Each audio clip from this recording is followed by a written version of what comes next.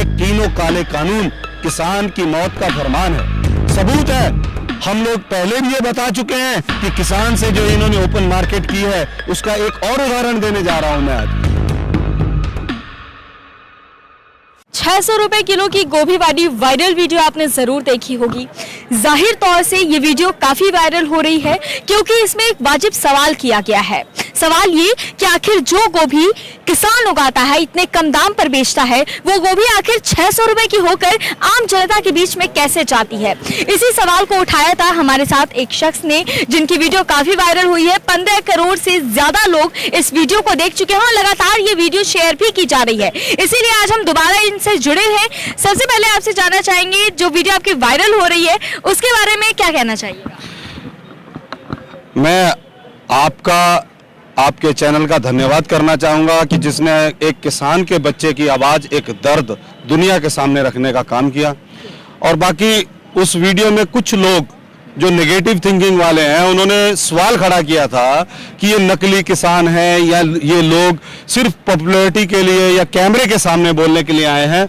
मैं उन लोगों को बता देना चाहता हूं कि हम किसान के पुत्र हैं। नाम मेरा साहिब सिंह है, प्रदेश मेरा उत्तराखंड है, जिला उधम सिंह नगर के सितारगंज तहसील का मैं रहने वाला हूं और मैं एक किसान का बेटा हूं। सवाल हमारा सबसे पहले आपसे ये है, एक तरफ सरकार के कुछ मंत्री, नेता, तमाम लोग ये कहते हैं कि किसान बड़ा खुशहाल है, तमाम तरह के पोस्टर्स भी ऐसे जो है वो बीजेपी के दिखाए जाते हैं, लेकिन रियलिटी में किसान यहाँ सड़कों पर हैं। क्या कहिए?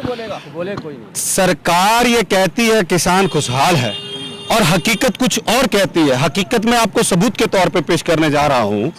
हम लोग जब किसान अपनी बुआई के लिए सबसे पहले कर्ज उठाता है, हम लोग बीज लेते हैं, खाद लेते हैं, पैसा नगद भी लेते हैं सोसाइटियों के माध्यम से। ये देखिए, एक मेरे पास रसीद है, हमने ये खाद खरीदी है सोसाइटी से।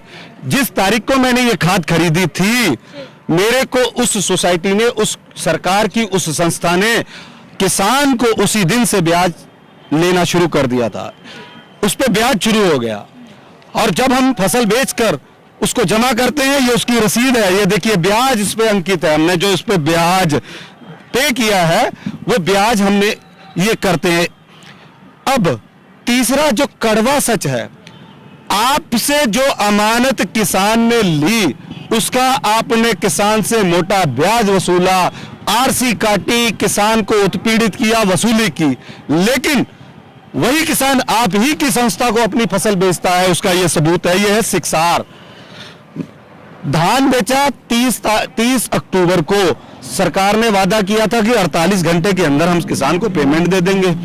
और जिस संस्था से मैंने खाद उठाई, बीज उठाया किसान ने, उसी संस्था को हमने धान भी दिया, अपनी फसल दी।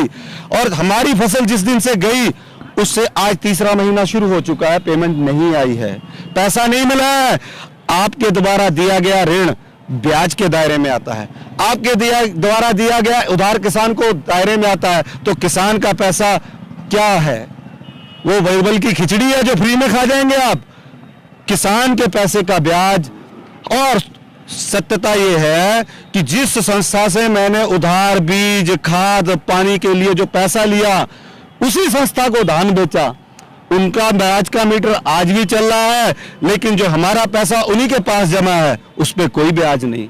हमारी जो रकम है उसको वो 6-6 महीने बाद खुर्द बुर्द करके वापस करते हैं और अपनी जो अमानत है उसका हमारे ऊपर से पूरा ब्याज लेते हैं। ये तीनों काले कानून किसान की मौत का फरमान है।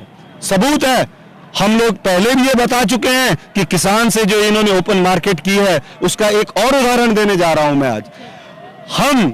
आज से 20 साल पहले ये पानी आया था, जब हम लोगों को बताते थे कि आप इस पानी के गुलाम हो जाओगे तो लोग मजाक करते थे, लेकिन आज क्या सत्यता है, इस पानी के बिना हम लोग चल नहीं सकते। हमारा समाज, भारत के समाज के लोग पानी के गुलाम हो चुके हैं। हमें यह समझा दिया गया है कि जो आपके घर में नल से अमृत रूपी पानी शुद्ध निकलता है वो तो जहर है, जो हम आपको पैक करके देते हैं, जिसपे हमारी कंपनियों के मुनाफा कमा रही हैं, पैसा कमा रही हैं, ये आपके लिए अमृत है। फ्री के पानी को जिन लोगों ने एक बोतल में बंद कर पूरे मोटे मुनाफे के साथ आपके घरों में सेट कर दिया है, अनाज का क्या हाल करेंगे वो आप लोग खुद सोचने के लिए मजबूर हैं। आप आज भी किसान आंदोलन में आइए, किसानों का साथ दीजिए। अब जो दिन दूर नहीं जब छोटे छोटे पैकेटों में आपके खाने की चीजें आपके सामने परोसी जाएंगी और आप उसको खरीद नहीं पाएंगे। किसान भी एक आदमी है, उसका भी परिवार है। आपके कागजों में वह आंकड़ा मात्र है, लेकिन उसके परिवार से उसकी कदर पूछ के देखो, उसकी कीमत पूछ के देखो। सरकार लगातार झूठ बोलने का काम कर रही है। मीडिया के माध्यम से सरकार ये बताना चाह रही है कि किसानों की आधे मांगे मान ली गई हैं, लेकिन सत्यता यह है कि जिन मांगों का सरकार जिक्र कर रही है वो तो हमारी मांग में थी नहीं। हम तो 3 काले कानूनों का विरोध कर रहे हैं कि क्या सरकार ने ये मसौदा तैयार करना शुरू कर दिया है कि एमएसपी की गारंटी देंगे, भंडारण नहीं होने देंगे। अगर तो वो कम कर रहे हैं तो हो सकता है कि सरकार हमारी आधी मांगे मान रही हो। अगर वो कह रही है कि पराली जलाने देंगे, ये तो सरकार के नोटिफिकेशन थे। अब उनको उन्होंने वापस लिया है या नहीं लिया है ये हमें पता नहीं है। जब वो धरातल पर इंप्लीमेंट होंगे, वो धरातल पर क्रियान्वयन में आएंगे तो हमें पता चलेगा कि वो हमारी वो जो अतिरिक्त मांग थी वो पूरी हुई है या नहीं हुई है। हम अन्नदाता हैं, मुआवजे के लिए हम लोग यहाँ नहीं आए हैं। सरकार के मुआवजे की जरूरत भी नहीं है हमें। सरकार हमें हमारे हाल भर पे छोड़ देगी तो हम तो दुनिया को मुआवजा, इस सरकार को मुआवजा देने लायक हो जाएंगे। ये हमारे ऊपर से अपना अंकुश, अपना चाबुक तो उठा ले। किसान अपने आप में इतना सक्षम हो जाएगा कि ऐसी कई सरकारों को वो मुआवजा दे देगा। हम किसान के बच्चे हैं, हम खेत में फसल बोते हैं। जब बीज बोते हैं और जब तक फसल पकती है 6 महीने का समय होता है और किसान रोज जाके अपनी फसल को देखता है, धीरे धीरे बढ़ती है। किसान के पास धैर्य है। हम इसी तरह से दिल्ली के बॉर्डरों पे डटे रहेंगे जब तक ये सरकार अपने 3 काले कानूनों को वापस नहीं लेती, रद्द नहीं करती। हम यहीं डटे रहेंगे, अगली तारीख का भी इंतजार करेंगे। कब तक नहीं करेंगे ये लोग? इनको काले कानून रद्द करने ही होंगे। एक सवाल हमारा ये है, जिस तरह से आपने इसके पहले गोभी की तस्वीर दिखाई थी, आज आप इस बोतल के पानी के साथ खड़े हैं, क्या लगता है ये जो प्रणाली है, ये जो प्रोसेस है पूरा, वो कहाँ से शुरू हुआ? आखिर किसानों की ये जो हालत है आज, आप बता रहे हैं कि कम दाम पे खरीदते हैं, कम दाम पे जो है वो लोग किसान से खरीदते हैं सब्जियों को और बाद में जो है वो उसको महंगा करके बेचते हैं, तो आखिर इस प्रोसेस का जिम्मेदार कौन? हम तो सरकार पे आरोप लगाएंगे। देखिए, ये मुझे बताने की जरूरत पड़ेगी। आलू गरीब आदमी ने 70 रुपए किलो खरीदा, प्याज 150 रुपए को खरीदा, एक बार तो नमक भी 100 रुपए किलो बिका। तो ये सरकारों का फेलियर है। आपके संज्ञान में आ रहा है, लोग त्राही मचा रहे हैं, तो आपकी सरकार क्या कर रही है? आप जमाखोरों पे, मुनाफाखोरों पे आपका क्या नियंत्रण है? आप ये काले कानूनों में भंडारण के लिए उनको खुली छूट दे रहे हैं। तो जब उसने अपनी फसल भंडार कर रखी होगी तो वो जब एक व्यापारी किसी वस्तु का भंडार करता है तो उसमें मुनाफा चाहता है और मुनाफा मोटा चाहता है। अगर आपके भारत में वो मुनाफा नहीं मिला, सीरिया में मिल गया, दक्षिणी अफ्रीका में मिल गया, तो वो खाद्य पदार्थ जो है वो विदेश में निर्यात कर देगा, आपको नहीं देगा, क्योंकि उसको सिर्फ और सिर्फ पैसा चाहिए और दुनिया के नंबर 1 पोजीशन चाहिए। सरकार को यह तो पता है कि फिल्म इंडस्ट्री में मादक पदार्थ कौन पहुंचाता है।